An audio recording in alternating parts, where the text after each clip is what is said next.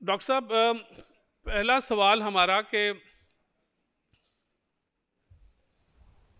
Inflation Pakistan میں بہت عرصے بعد ایسی ہوئی جس کی ہمیں امید تھی، اور انفلیشن کو ہم لوگ سب جو غور سے دیکھ رہے ہیں، because many of the problems جو پاکستان اور پاکستان جیسے ڈیولپنگ کنٹری کو فیس ہوتی ہے، اس کے اندر انفلیشن جو کہ ہائر انٹرسٹ ریٹس اور پھر ایک اسٹفلنگ ایفیکٹ گروتھ کو دیتی ہے.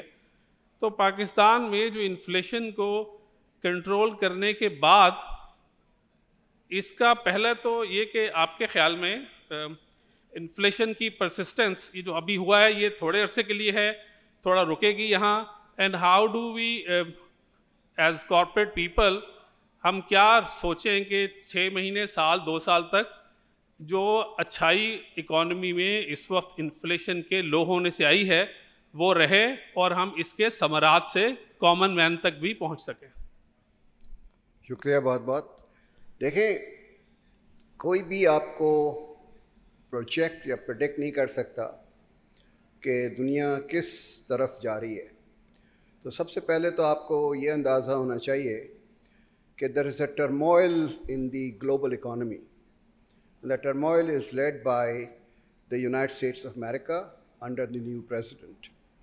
Because we were all enjoying the benefits of globalization, جس میں کہ لوگوں کی زندگی جو ہے پچھلے 25 سال میں بہتر ہوئی. پاورٹی جو تھی وہ گھٹ کے 25% سے دنیا بھر میں 8% رہ گئی، اور ڈیولپنگ کنٹریز کی جو ٹریڈ تھی وہ ایکسیڈ کر گئی ایڈوانس کنٹریز سے. اس کی وجہ کیا تھی؟ Liberalisation of trade, capital flows, migration and technology transfer. اب جو صورتحال ہے وہ یہ ہے کہ پروٹیکشنزم، آئسولیشنزم اینڈ نیشنلزم یہ شروع ہو گیا ہے، جس کی وجہ سے ہمیں گلوبلائزیشن جس کے فائدے ہوتے تھے وہ پاکستان اور دوسرے ڈیولپنگ کنٹریز کو نہیں ہوں گے. ہمیں یہ خیال رکھنا چاہیے کیونکہ ہم آئسولیشن میں نہیں رہ رہے ہیں، ہم ایک انٹیگریٹڈ گلوبل ولیج میں رہ رہے ہیں. تو میں یہاں آپ سے کہوں گا کہ ایک تو ٹرموئل جو ہے، ٹربولنس جو ہے کہ چائنا کو کنٹین کرنے کے لیے یونائٹڈ اسٹیٹس ٹیرف لگا رہی ہے، بلکہ اپنے پارٹنر ملکوں کو، میکسیکو کو اور کینیڈا کو بھی لگا رہی ہے، جو ان کے ایگریمنٹ ہے، سائن کیا ہوا ایگریمنٹ ہے، جو انہوں نے خود ایگریمنٹ سائن کیا تھا، اس کو بھی وہ ریووک کر رہے ہیں. تو ایک تو آپ کو یہ اندازہ رکھنا چاہیے کہ وی ڈو ناٹ نو کہ یہ اونٹ کس وقت کروٹ بدلتا ہے.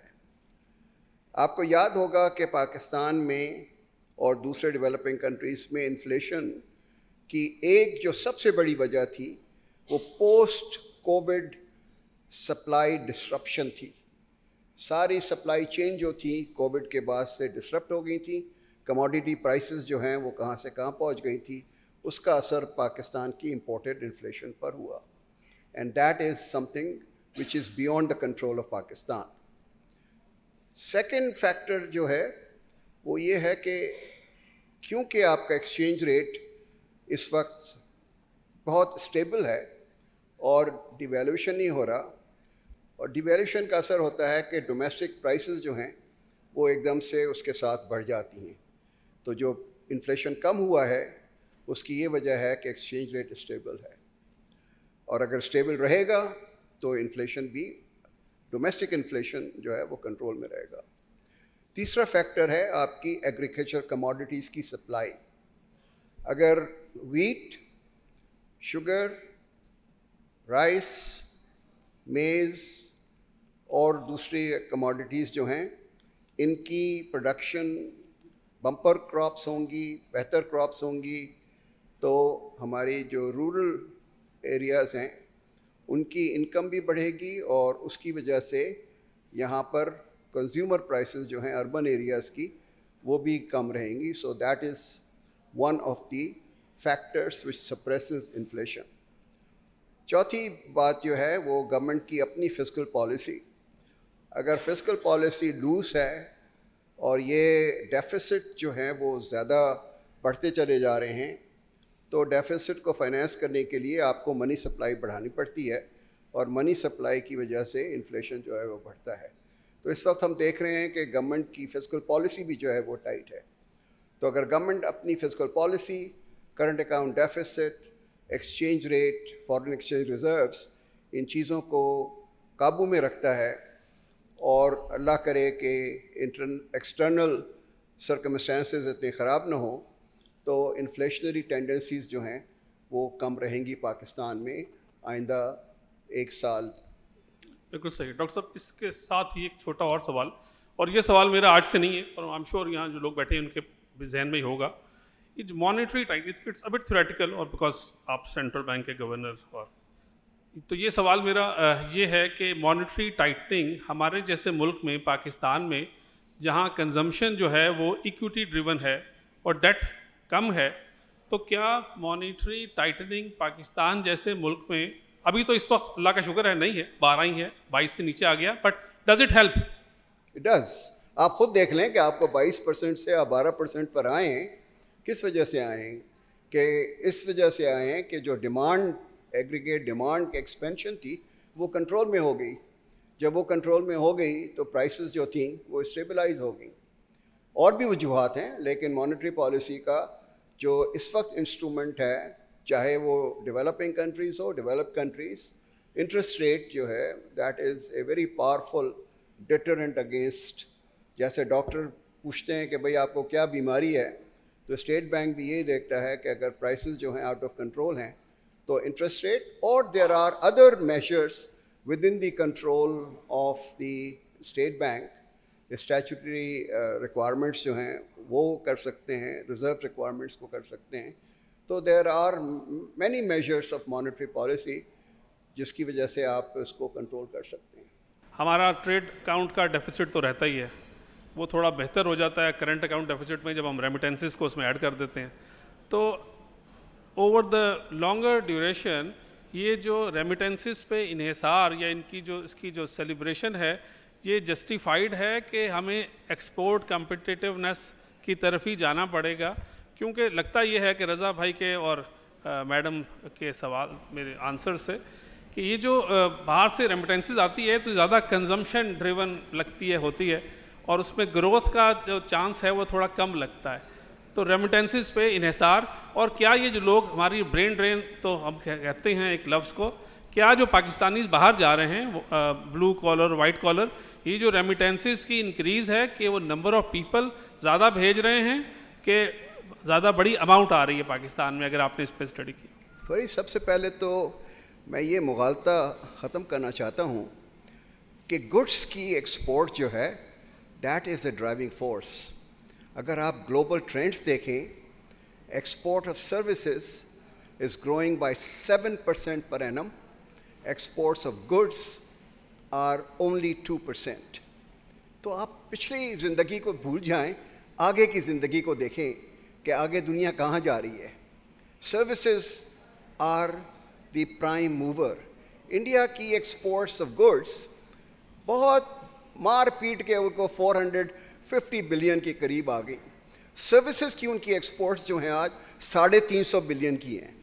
تو آپ اندازہ لگائیں کہ سروسز جو ہیں they are the future of this world. اور پاکستان کو جو ایڈوانٹیج ہے, remittances are not the right word, I disagree with that. It is the export of manpower services. It is equally good as far as I'm concerned from the economic point of view as exports of goods are concerned. And Pakistan has a surplus manpower. And while the Japanese and the Koreans and the Germans are all having a declining population, and they are asking for Pakistan to provide them the expertise, the professionals and other people so that they can sustain their standard of living. Aging population west میں ہے, surplus labor یہاں ہے. Economics میں کیا ہوتا ہے, جہاں surplus ہوتی ہے that goes to the deficit countries. آپ کو یہ خیال کرنا ہے کہ آپ اپنے بچوں اور بچیوں کو ان اسکلس میں مہارت دیں جس کی کہ دنیا میں بہت زیادہ ڈیمانڈ ہے. اور مجھے بڑی خوشی ہے, میں پاکستان میں ہر جگہ جاتا ہوں, نعیم الرحمان صاحب بیٹھے ہوئے, ان کے ایک فنکشن پہ گیا, 10,000 بچے بچیاں جو ہیں وہ امتحان دے رہے ہیں کہ آئی ٹی کیا. میں سیلانی کے اس پہ گیا, میں ساہیوال گیا. اب سب میں یہ ہو گیا ہے کہ بھئی ہم نے پروفیشنلز کو تیار کرنا ہے اپنے بچوں کو, یہ خالی ڈگری لے کر جو ہے وہ کام نہیں ہوگا. اگر آپ نے اس طرح سے چلنا ہے, ہنر فاؤنڈیشن کے اس پہ میں گیا, وہاں پر آپ دیکھیں وہ اے آئی کی اور روبوٹکس کی ٹریننگ دے رہے ہیں بچوں کو. نرسز کے اسکولز جو ہیں وہ کھل گئے ہیں اتنے زیادہ کہ نرسز کی ڈیمانڈ ہے. تو یہ ہم روتے رہتے ہیں کہ جی ریمیٹنسز پہ کے بلبوتے پہ چل رہے ہیں. Remittances is a wrong word, it is the export of manpower services. اور ہمیں اپنے لیے دنیا میں ایک مقام پیدا کرنا ہے, گڈس کے پاور نہیں ہوگا, یہ سروسز پہ ہوگا. اور ہندوستان جو ہمارے نزدیکی ملک ہے اس نے ثابت کر دیا ہے کہ وہ سروسز کی وجہ سے آج اپنی فورن ایکسچینج ریزروز اس کے کہاں سے کہاں بیٹھے ہیں. سر یہ اوپن کویشچن ہے, آپ دے دیں آنسر, یہ ڈاکٹر یاسین صاحب دے دیں کہ پاکستان کے اندر جو ریٹرنز ہیں وہ one of the highest in the world ہیں, لیکن پھر بھی یہاں ہم لوگوں کو ایف ڈی آئی اور فار دیٹ میٹر آج کل تو ایف پی آئی بھی نہیں آ رہی, تو جو کیا ایسی چیز ہے جس کی وجہ سے ہم ایف ڈی آئی کو پاکستان میں اٹریکٹ کرنے میں وہ ریپیٹڈلی فیل ہوتے رہتے ہیں؟ فلاڈ پالیسیز ہیں, کوئی ہمارے ٹرسٹ کا ڈیفیسٹ ہے, یا کہیں ایشو کہیں اور ہے؟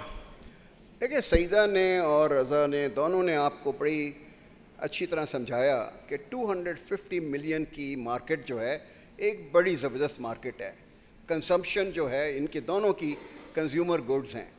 آپ نے ایف ڈی آئی کو ٹارگٹ نہیں کیا ہے کہ they should come for 3 criteria per: export orientation, technology driven and creating jobs.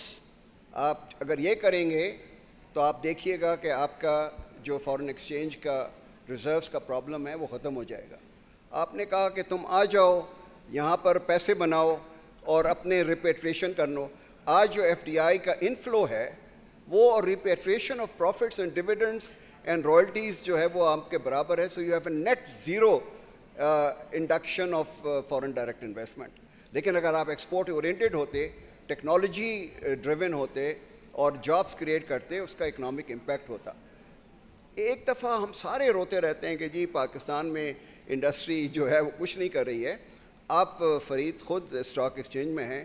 Every year the corporate earnings are growing by 20-25%, return on equity is 25%. These are the listed companies, you know this. And now it has exceeded 1 trillion.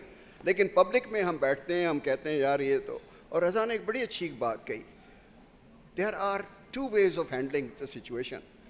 One, you seize the opportunity and strategize کہ اس opportunity کو ہم کس طرح سے seize کریں گے.